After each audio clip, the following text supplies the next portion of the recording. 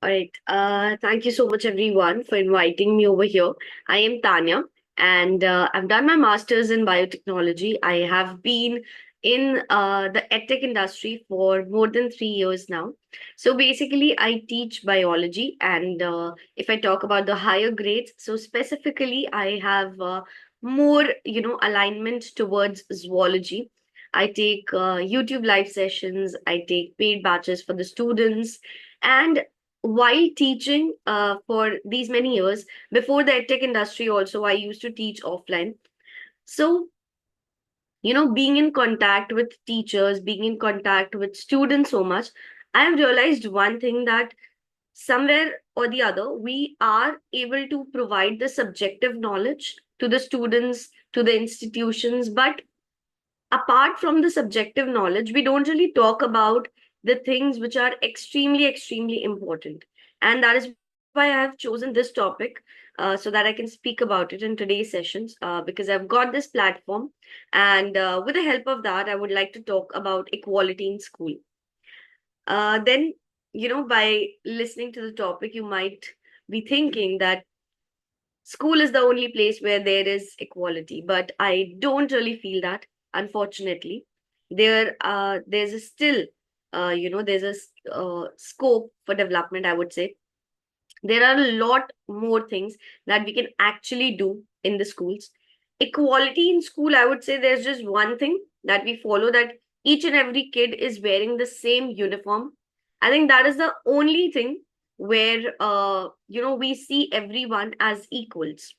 Specifically, if I talk about the gender, so the gender equality that always we talk about so much in our country, in all the phases, not just in our households, not just in the corporate world, not just in various other government situations, also government schemes also, but I would say from the starting, when we are preparing the base of the students, I think from there itself, if we start telling them, if we start teaching them that how equality shouldn't be something that needs to be emphasized and that needs to be taught, I would say. So it's really, really difficult when you grow up and then you already have a perspective made, and then somebody has to like teach you, know, this is right and this is wrong. I think that should be done right from the school itself so that the base of the student is being prepared, right? And that is why today I wanted to talk about this topic. And in the school, we are not just there to give them the subjective knowledge. Whenever we teach students, I think as teachers also, it's our responsibility because we also play a huge part in their upbringing. So, upbringing of a kid is not just about what values the parents have given them, but what values and what lessons their teachers have taught them, apart from the subjective knowledge. So, I think that is why it's extremely important to talk about this today. And I would like to discuss few things about this. I think first thing is it's not just about gender also. We really need to teach them how each and everything should be seen with utmost respect, whether it's subject, whether it's anyone who's working in the school also. For example, the security guard, the peons, the the staff who is cleaning the classrooms for them, everyone. So I think each and everything comes, under this upbringing portion because subjective knowledge we are trying our best, and I think we are doing pretty well in that when it comes to giving them the subjective knowledge. But teaching them certain things which actually makes a difference in the country and which makes a difference as a human also, I think we are lacking there somewhere. So first thing I would like to say is even in schools we have seen, and as a kid when I was in school, even I have heard these statements like the students who are taking math and science, they are considered, smarter than the students who are going for commerce or arts. I think the discrimination starts from there itself. So as I said, the respect is not just for an individual person, the respect should be there for each and every subject also, each and everything that is surrounded. So there are certain perspectives which are created even in schools as well. So if somebody wants to take, like, I have, I am a biology person, so I can tell this.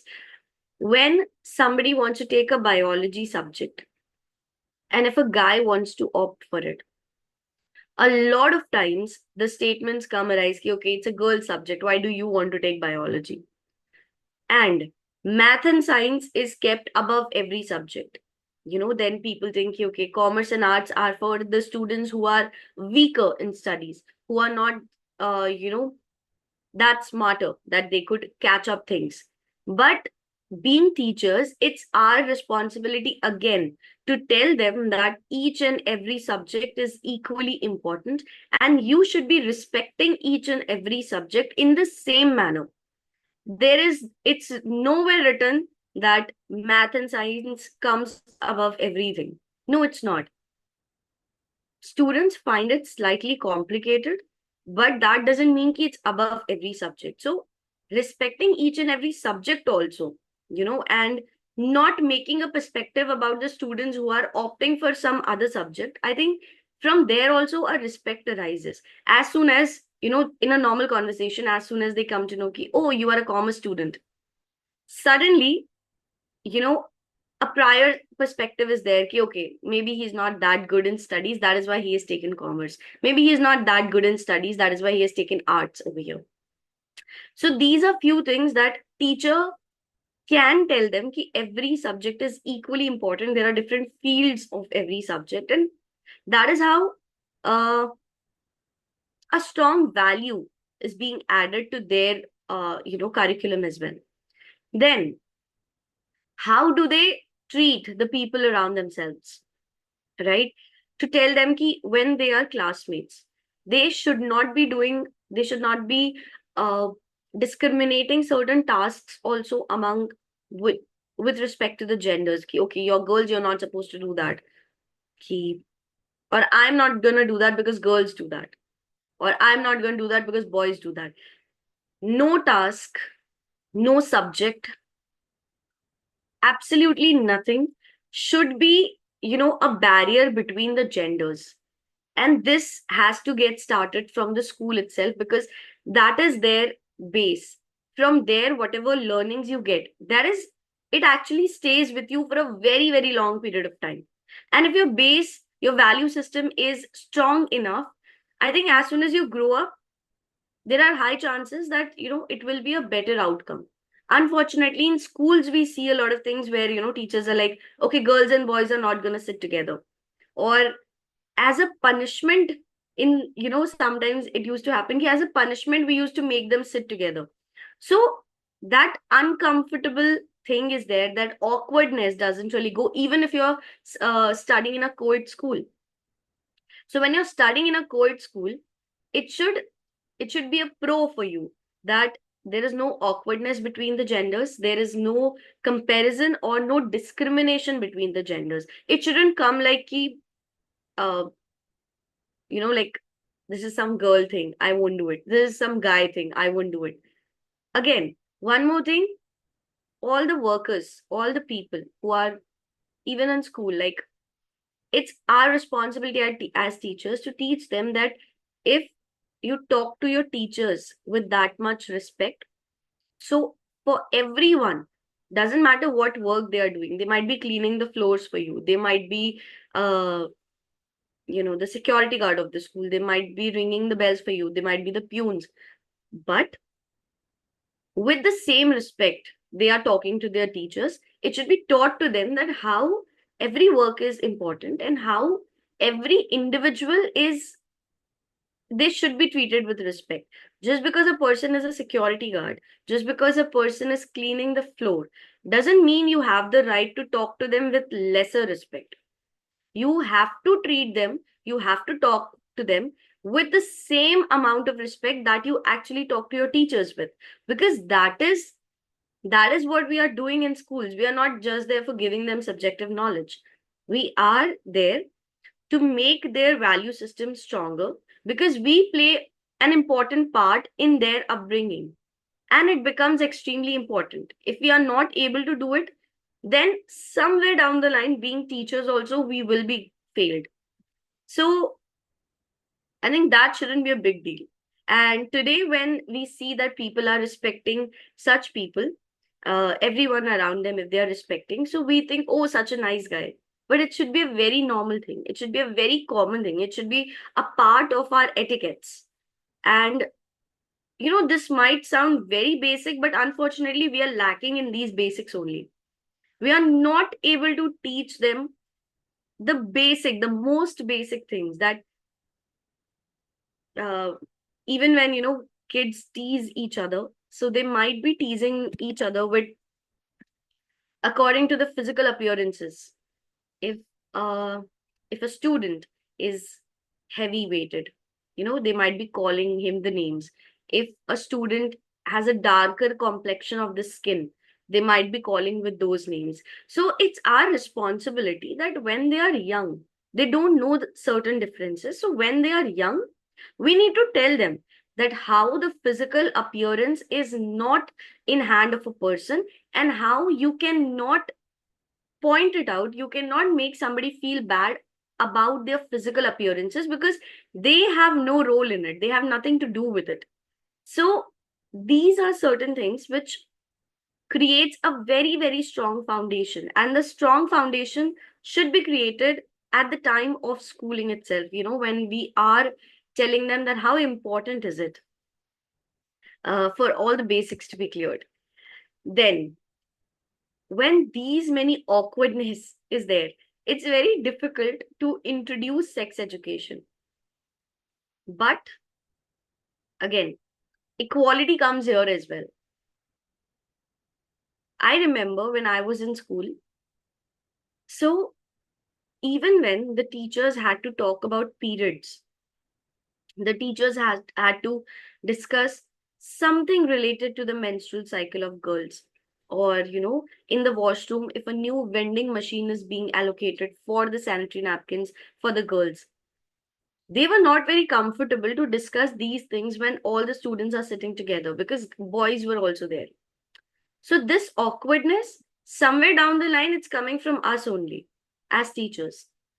This awkwardness needs to be removed, because if this awkwardness is there, it somewhere down the line it feels like okay, there is something fishy about it, but there is not.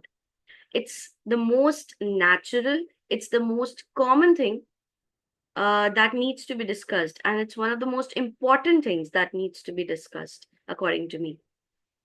So, even though there are certain chapters which are a part of their curriculum, talking about human reproduction, reproductive health, where we talk about female reproductive system, male reproductive system, we talk about how the sexual intercourse takes place, we talk about how insemination happens. So, when if we are not comfortable in discussing literally their course, their subject also, then specifically talking about sex education becomes a huge deal for us, which shouldn't be. It's our responsibility to normalize these things. It's our responsibility to tell them that we all are humans, we are just having different genders, and it's important to know about different genders. Also telling them it's not always just male and female, introducing them with terms like transgender, bisexual, homosexual. They should know the difference between them, and they should know that if a person belongs to any of the category, still that person is no different. Okay, and how to treat them equally. Because being teachers, if we are, we ourselves are not able to normalize these things, we cannot expect anything from the students. Being their mentors, it's our duty to tell them. And sex education is extremely extremely important, which unfortunately it's not that vast even today. Yes, some schools are definitely taking initiatives, but there are, there's again, there's a scope of development over here as well, because still, uh, if a girl gets her periods in her school, it's very embarrassing for that girl, and the people around her makes it more embarrassing for her. But we have to tell them it's not an embarrassment. It's a part of your life cycle. It's a part of your body, and how respectfully it can be treated. And we have to teach the boys as well that how respectfully you can also treat certain things. Even today, whenever we go out to buy sanitary napkins, we still get it wrapped, get it in black poly bags, and they deliver it to us like we are buying something illegal that nobody should see. Why it should be like that? There is no need to do all of this. If we are providing a sanitary napkin to a girl also, even in the school, we would try to hide it so that nobody knows. We would try to hide it so that nobody knows that she's on her periods, or we are giving her a sanitary napkin. There is nothing to hide about it. It's the most normal phenomena that takes place in a girl's body, and there is no shame in it. There's no embarrassment. It's a part of our body. But right now, I can talk it very easily because I feel that way.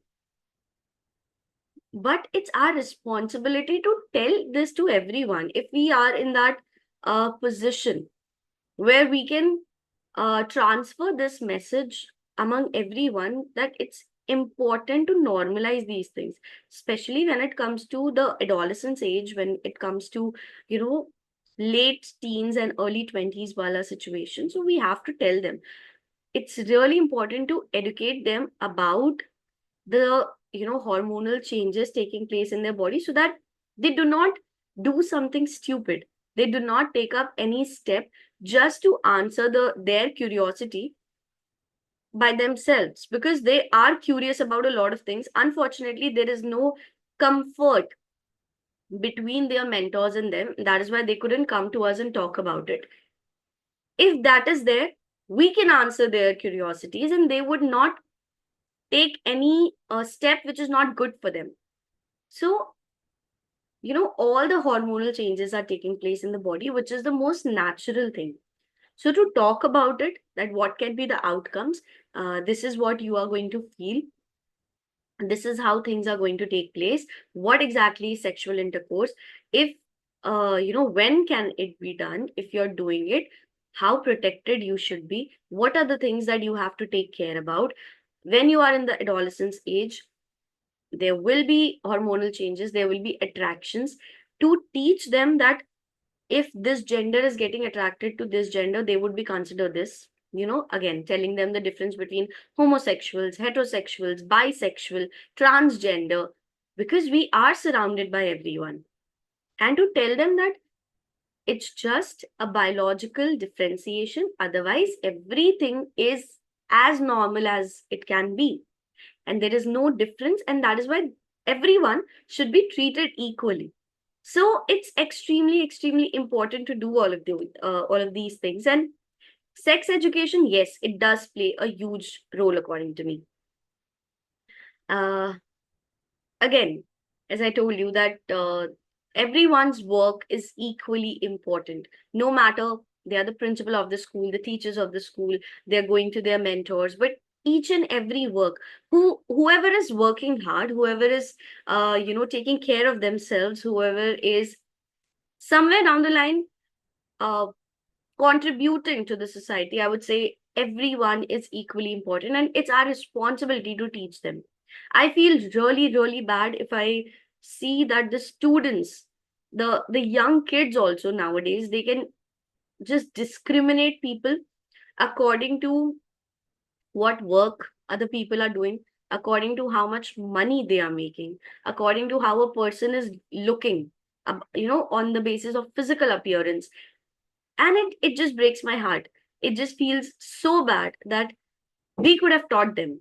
We could have told them that what perspective you are having right now, it's somewhere wrong. And we could have told them that this is not how you should be treating others, and this is wrong, this is right. Because in the young age, it's easier for to tell them and to make a stronger foundation. So that is there, and that is why I always believe in this thing, that there's a huge difference between being educated and being literate. If you have all the subjective knowledge in the world, you are doing great in the subjects that you have chosen, you are literate, you will be considered as literate. But are you an educated person if it's not seen in your habits, your mannerisms, your the way you treat other people, the way you talk, the way your perspectives are getting built. Because everything is not your subject, everything is not math and science.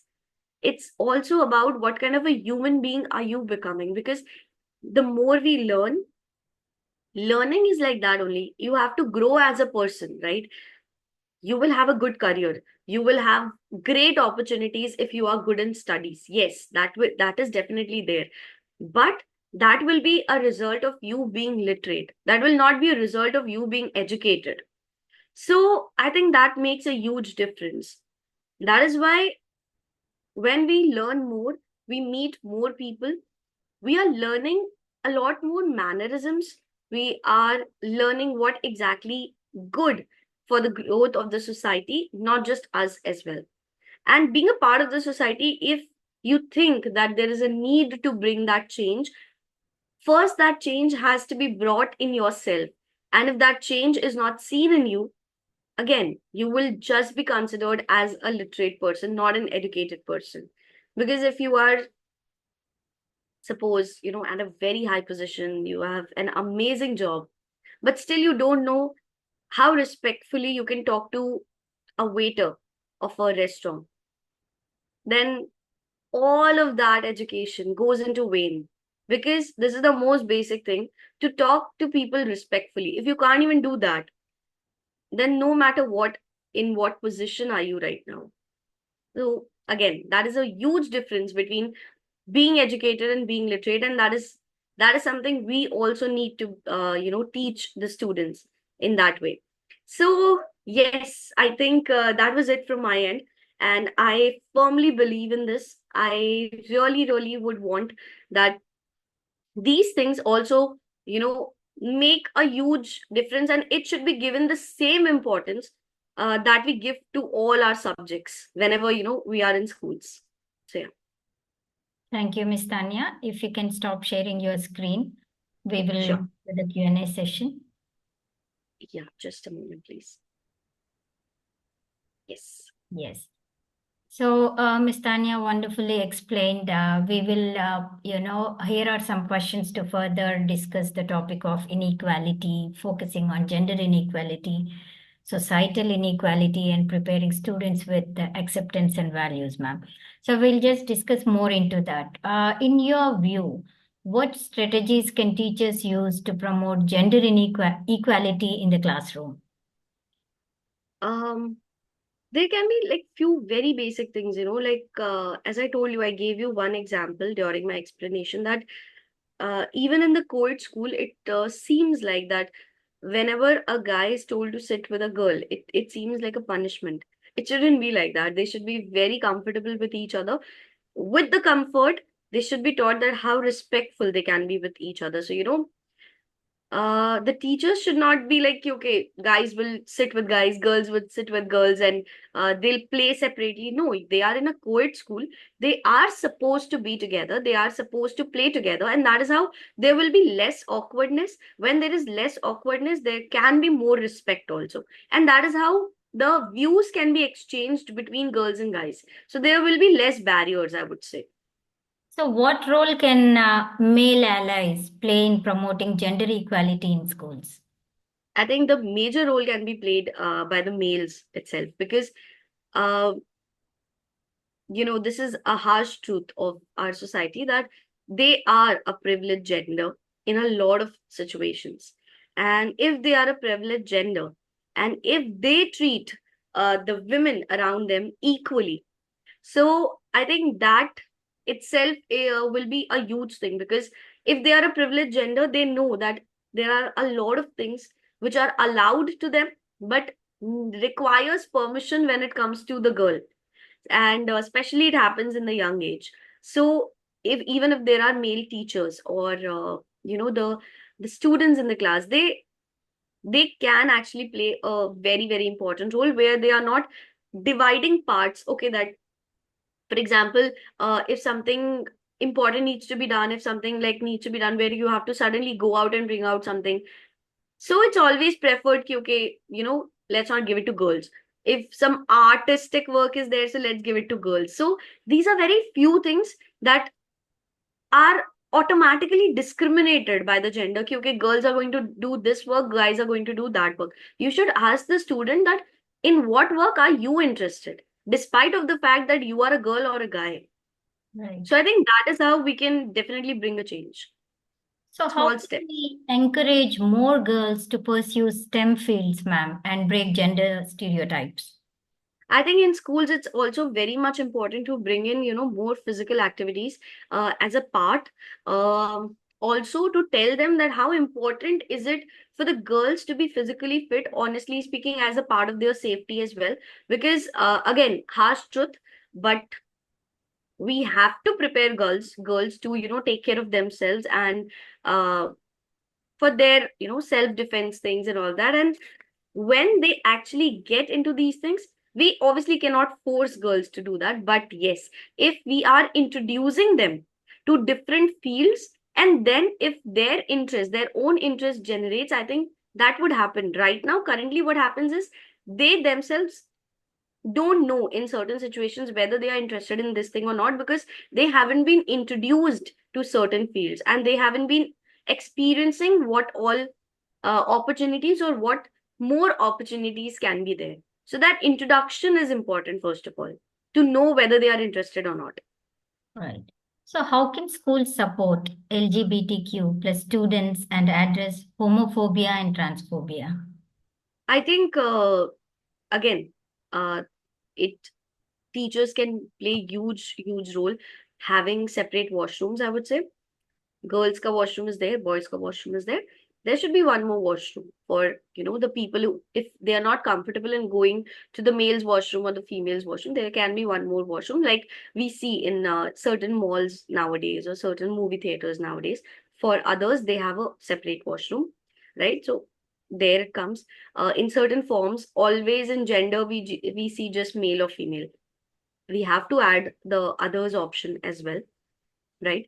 And if in class, whenever we are teaching, we have amazing chapters that tells each and everything, but unfortunately we try to skip those chapters mostly, or try to just, not give them an elaborated version of it whenever we are telling them about chromosomes. So we can tell that there can be certain differences in the chromosomes. We can tell them what intersex is, what transgender can be, how hormones play a huge role here, and how hormones are responsible for a person that's going to physically and romantically get attracted to people, and on the basis of on which gender are they getting attracted to, we can decide that whether a person is homosexual or heterosexual. So yeah. Great. Discussing about the societal inequality, Ms. Tania, what initiatives can schools implement to promote diversity, equity, and inclusion? um Again, I think all the basic steps schools can take, because uh, honestly, there can be, like, once in a week, there can be sessions like this where specifically we are telling them that how, They can like, discuss this topics like classism, yeah, like that, right? correct.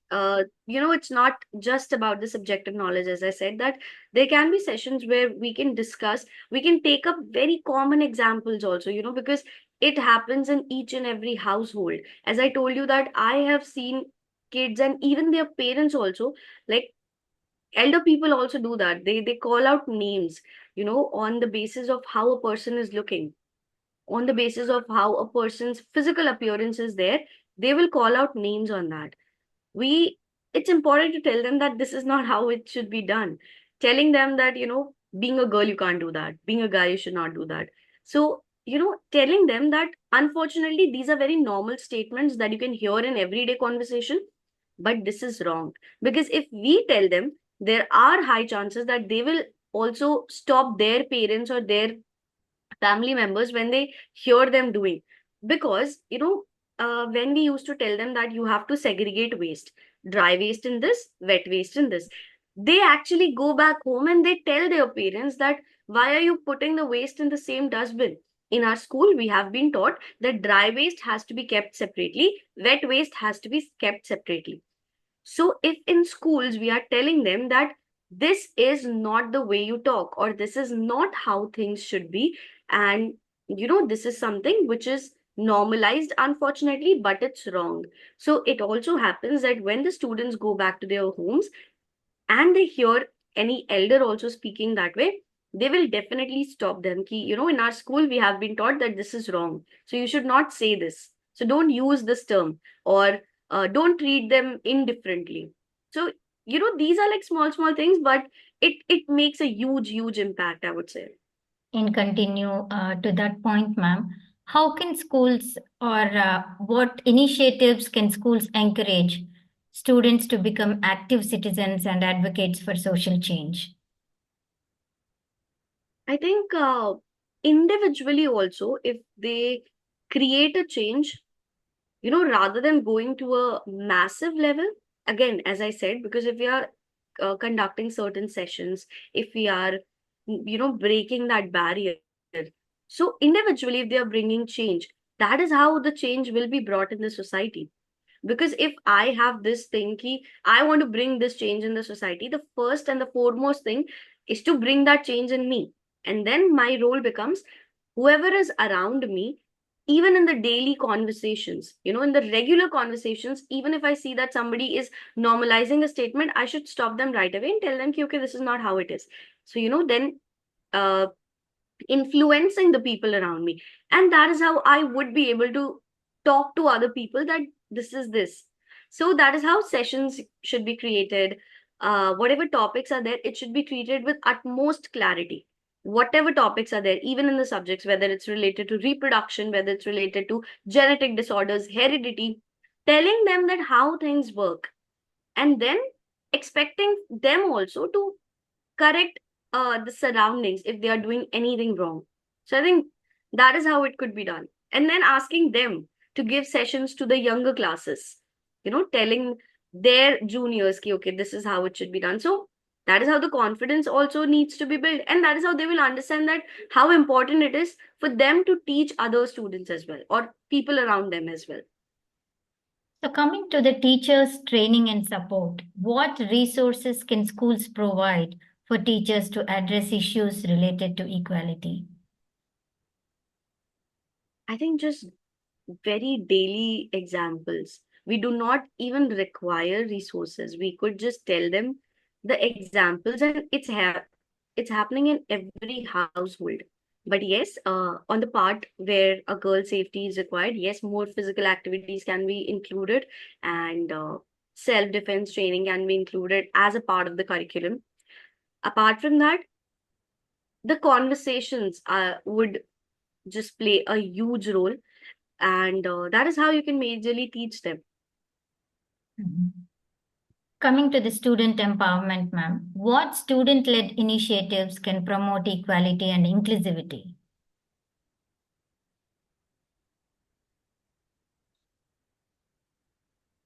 What can promote, sorry? What student-led initiatives can promote equality and inclusivity? What can the students do? What kind of initiatives they can implement to I bring? think whatever activity takes in school, all the genders should be a part of it. Mhm. Because if we see usually if sports are happening, so mostly guys will be there. If certain artistic things are happening, girls would be there. But I think if they are divided equally, of course, according to knowing their interests and telling them, because most of the time what happens is, so even if a guy is interested in some artistic thing, out of that shame, they would not take part in those, and they would still go for the sports thing, even though they are interested in the artistic things, because you know they will be made fun of. Ki, okay, these are the girly things, why are you doing it? So that barrier has to be broken, and then whatever activities are taking place, equally they should take part, and we should encourage them that every gender should be a part of it. It's because any activity, any subject, nothing is gender specified. Unfortunately, we have done it by our own. Yes, So yeah, that could majority, be done. yes. Right, ma'am. Thank you for the talk and for patiently answering all the questions, Miss Tania, though those were very repetitive. I wanted to discuss more on these sensitive topics, and you have chosen a very good topic to share your views on our platform, ma'am. And we will end the session. Before ending the session, do you want to mention anything else, Miss Tania? Nothing. I'm just very happy, very grateful. Thank you for giving me this opportunity. And that is why I could speak up my heart. And this is something I firmly believe in. So I think this platform was really helpful to put out my views over there.